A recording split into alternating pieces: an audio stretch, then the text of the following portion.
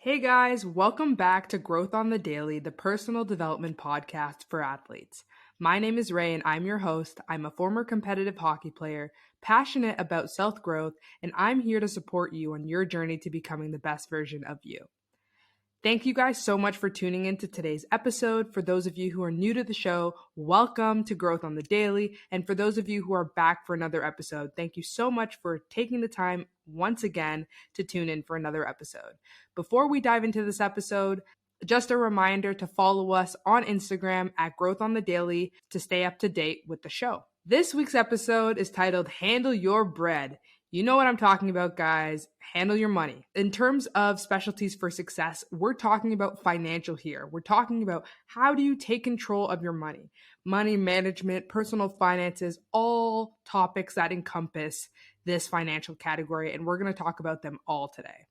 So, if you're at a point in life where you're overwhelmed of how to navigate your personal finances, then this episode is for you. All right, guys, let's hear from the experts.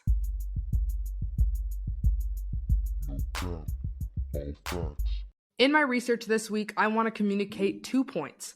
The first is understanding why athletes actually need to understand money management.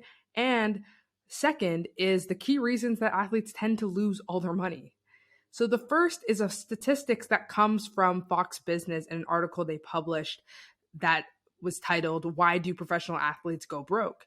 And in this article, they released a stat that said 78% of professional athletes go broke after 3 years of retirement. So imagine you've worked, you've made your money, and just 3 years later, once you've retired, after all the hard work you put in, you're out of money. No one wants to be in that position. But why does this continue to happen? Looking now to an article from the Business Insider, they highlight some key reasons that I want to share with you as to why athletes tend to lose their money. They say that one of the biggest mistakes that athletes and entertainers make is not having an end goal in mind. You got to start with the end in mind. If you aim at nothing, you'll hit it with amazing accuracy. Another common mistake that athletes and entertainers make is trusting their team so much to take care of everything that they become hands-off with their money. So those are the two key problems. The first is having no idea where you're trying to go. And the second is having no idea what's being done with your money because you're leaving it all to the professionals. So clearly we understand now that we have to take some responsibility for ourselves and our finances by understanding what's happening with our money and where we're trying to go with it. So now, guys, I want to share with you my take on how you can actually begin this money management journey. Ray's Remedy. So the first step in your journey towards money management is education.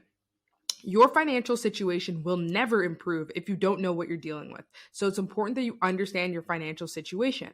If you can't manage $100 now, how do you expect to manage thousands and even millions later on? So start with the basics, guys. Understand how banks work. How does interest work? How does the economy work? What types of accounts can you open at banks, checking accounts, savings accounts, registered accounts? How does that implicate taxes? And then once you've grasped those basic concepts, then you can look into growing your money. So you can look into things like investing or income generation, various areas that we can look at going down the line. But if you don't understand the basics, then we're not even going to get into growing your money yet because you'll end up in the same scenario mentioned in the research, right? You'll be blowing your money or not knowing where you're trying to go. After we've reached this education standpoint, obviously you're never going to know everything, right? But one thing you have to know is that you have to make some sort of step or leap at some point. So once you think you've grasped the basics, then you can go into looking at yourself. Understanding your money system is the second step in this journey. So what are those inflows and outflows of your cash? What are the spending habits? What are your expenses? Do you have any debt? How much do you owe? What's the interest on that? Savings. Do you have any savings? What's your savings goal? How much are you saving on a monthly basis, on a weekly basis, on a yearly basis? Is that enough? Are you saving too much? Right? Questions to ask yourself. What about investments? Are you investing? Should you be investing? What are you investing in? Is your investing strategy right for you? Is it right for you at this period in time? So many questions to ask yourself, but they're important because you need to understand your financial system. And then another thing that ties into it is budgeting. You need to understand budgeting. And you need to understand whatever the budget that's most ideal for your lifestyle looks like and compare it to how you're actually spending money to gauge your performance of where you're trying to go. Once you've understood your system, then you can head into that final step, step 3, establish your financial roadmap. And that's where we're answering that question of what's your end goal. Knowing where you're going is key because that allows you to understand what you're striving for, right? So think about the life that you want to build and what you want to have. It doesn't have to just be materialistic, but feel free to be as materialistic as you like. It's your life, it's your money. But you need to understand that if you want to buy a Lamborghini in the future, you're going to have to be making some steps today to get there. So that's key to understand. And then you can actually start building a system to get to that goal, right? And there's so many ways to do that, but I'm just going to mention a few areas that you might have heard of or familiar to you or that might pique your interest. The first is you can start a business or a side hustle, have that extra money coming in. That's when you have terms like passive income, which we'll talk about in the future. Maybe you are buying assets, so investing in the stock market or crypto, NFTs, real estate, whatever floats your boat. Maybe you are focusing instead on staying the course with the 9 to 5 and maximizing your earned income. So that's promotions, that's bonuses. Maybe you want to increase your savings rate. Maybe you're trying to have a more diligent budget and reduce your spending. So many ways to go about building your financial system. It depends what's right for you, and only you are going to know that. So now you're probably thinking, okay, but how do I go from point A to point B? I know where my point B is and I know where I'm at now. And I understand that these are a few vehicles I can use to get there. But when am I going to get there? First of all, there are so many things you cannot control, but you can control your reaction to things. And so I actually had this quote that I wrote down in my journal the other day. It said that life is 10% what happens to us and 90% how we react to it. And that's exactly the truth. So my point here is stay the course. Patience is a virtue.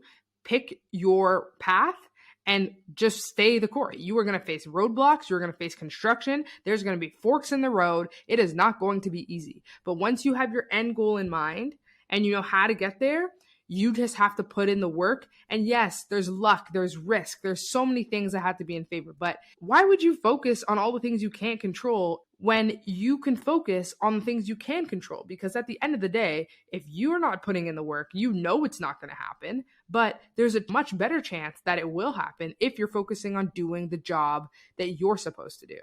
Anyways, guys, I hope that you got some sort of takeaway there, but that's enough talking for me on this. So time for a quick shout out. For this week's Hold the Mic, I really want to share with you guys a few resources because I know I'm throwing a lot of information at you, and a lot of people find financial systems, money management, personal finance, whatever it is, they find it stressful. And I understand that. And so I want to share with you some resources that might help you on your education stage to becoming financially literate. One is Minority Mindset, a great website, theminoritymindset.com. There's also a YouTube channel, blog, so much that goes into it. Highly recommend checking it out. Money After Graduation, very good. That's newly discovered on my end. I really love the fact that it is a Canadian site. So because of that, there's a little bit more attention to some registered accounts like TFSA, RSP, things like that in the Canadian money system. So that might help a little bit more if you are a Canadian listener. So you can find that moneyaftergraduation.com. And there's also another US site that's Money Under 30, has tremendous amount of resources. It's endless. You could spend a year going through the site. And that's moneyunder30.com. So take a look at those websites. I will link them in the show notes. And I hope they are able to help you on your journey to becoming financially literate. So let's wrap up this episode. Meaningful mentions. For this week's meaningful mentions, I have 3 key takeaways for you. The first is commit to becoming financially literate. Understand that you need to educate yourself and that you can't just leave it up to the professionals. They're professionals for a reason, but you need to also understand how to identify which professionals are right for you and at what time are they right for you. And only you are able to do that. But if you have no insight into what they do, you can't possibly make